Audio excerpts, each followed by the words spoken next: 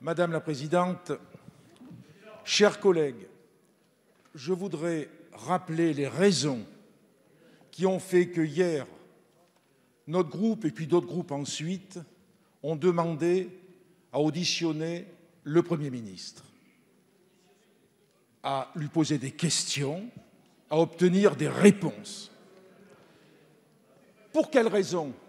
Tout simplement parce que pour que le débat continue, il faut qu'on soit en mesure de savoir quels sont les objectifs recherchés par le gouvernement.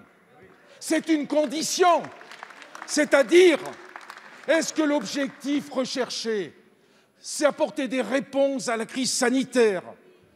Est-ce que c'est faire en sorte que les mesures que vous proposez et que nous discutons dans le cadre d'un échange démocratique, est-ce que ces mesures sont à même d'améliorer la situation? Ce que nous ne pensons pas, ce que vous pensez, mais nous sommes d'accord pour en discuter. Ou est-ce que l'objectif du débat, comme l'a souligné hier le président de la République, comme nous l'avons vu dans l'interview qu'il a donnée, si l'objectif est de cliver la société, est-ce que l'objectif de mettre au banc de la société une partie de la population, est-ce que l'objectif recherché, c'est de faire que, par exemple, il y ait les 65% d'habitants de la Guadeloupe et de la Martinique qui ne sont pas vaccinés pour être déchus de leur citoyenneté, comme c'est écrit dans l'interview?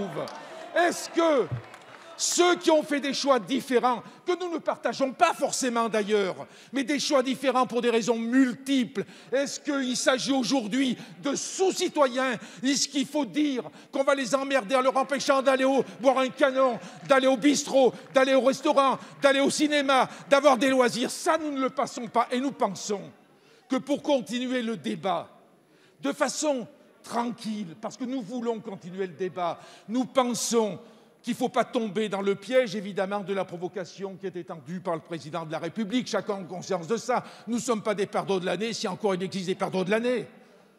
Mais nous pensons qu'il faut que le Premier ministre nous donne des explications et qu'il puisse répondre à nos questions. Et c'est à partir de là, dans le cadre de la séparation des pouvoirs entre l'exécutif et le législatif, que nous pourrons continuer à travailler sereinement.